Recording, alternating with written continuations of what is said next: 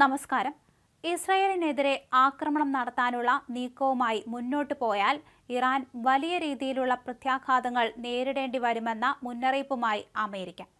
Hamas തലവൻ ഇസ്മായിൽ ഹനിയെ കൊലപ്പെടുത്തിയതിന് പ്രതികാരമായി ഇസ്രായേലിന് ശക്തമായ തിരിച്ചടി തന്നെ നൽകുമെന്നാണ് ഇറാൻ പറഞ്ഞിരിക്കുന്നത്.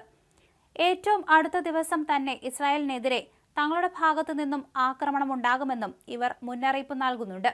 ഇറാന്റെ നീക്കത്തിനെതിരെ അമേരിക്ക ഉൾപ്പെടെയുള്ള രാജ്യങ്ങൾ പരസ്യമായി തന്നെ രംഗത്തെത്തിയിരുന്നു. മേഖലയിലെ സ്ഥിതിഗതികൾ വഷളാക്കുന്ന തീരുമാനമാണ് ഇറാന്റെ ഭാഗത്തു നിന്ന് ഉണ്ടായതെന്നാണ് അമേരിക്ക പറയുന്നത്. ഇതിൽ നിന്ന് ഉടൻ തന്നെ അവർ പിന്മാറണം, എന്നാൽ മധ്യസ്ഥ ശ്രമങ്ങൾ അംഗീകരിക്കില്ല എന്ന് തന്നെയാണ് ഇറാൻ പറയുന്നത്.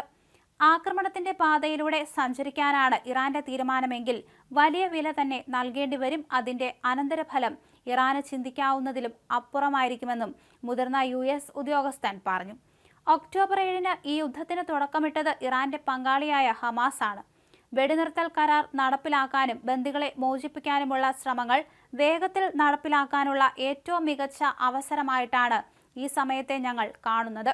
എന്നാൽ അതിനെ അട്ടിമറിക്കാനുള്ള ശ്രമമാണ് ഇറാന്റെ ഭാഗത്തു നിന്ന് ഉണ്ടാകുന്നതെങ്കിൽ അതിന്റെ പരിണിത ഫലവും രൂക്ഷമായിരിക്കുമെന്നും ഉദ്യോഗസ്ഥർ പറയുന്നു. കഴിഞ്ഞ മാസം 31-ന് ഇറാനിൽ ഔദ്യോഗിക ചടങ്ങിൽ പങ്കെടുക്കാനെത്തിയതിന് പിന്നാലെയാണ് ഹനിയ കൊല്ലപ്പെട്ടത്. ആക്രമണത്തിന്റെ ഉത്തരവാദിത്തം ഇസ്രായേൽ ഏറ്റെടുത്തിട്ടില്ലെങ്കിലും ഇതിന് പിന്നിൽ അവർ തന്നെയാണെന്നാണ് ഇറാൻ ആരോപിക്കുന്നത്.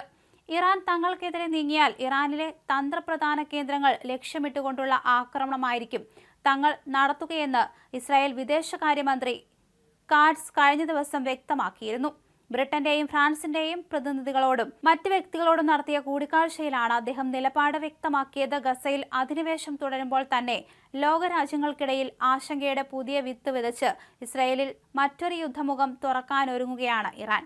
ഫലസ്തീൻ മുൻ പ്രധാനമന്ത്രിയും ഹമാസ് മേധാവിയുമായ ഇസ്മായിൽ ഹനിയെയും ഹിസ്ബുള്ളയുടെ മുതിർന്ന കമാൻഡറെയും കൊലപ്പെടുത്തിയതിന് പ്രതികാരമായി ഇറാൻ ഉടൻ ഇസ്രായേലിനെ ആക്രമിച്ചേക്കുമെന്ന വിവരമാണ് അന്താരാഷ്ട്ര മാധ്യമങ്ങളിൽ പുറത്തുവന്നത്. ഇക്കാര്യം അമേരിക്കയും സ്ഥിരീകരിച്ചു കഴിഞ്ഞിട്ടുണ്ട്. ഹിസ്ബുള്ളയും ഇറാനും സംയുക്തമായുള്ള ആക്രമണ പദ്ധതിക്ക് കോപ്പുകൂട്ടുമ്പോൾ ഈ നീക്കത്തെ വലിയ ആശങ്കയോടെയാണ് ലോകരാജ്യങ്ങൾ നോക്കിക്കാണുന്നത്.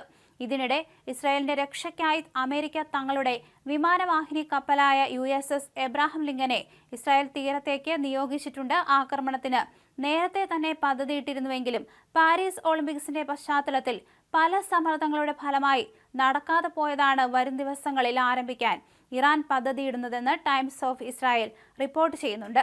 അങ്ങനെ സംഭവിച്ചാൽ അത് ദൂരവ്യാപക പ്രത്യാഘാതമുണ്ടാക്കും.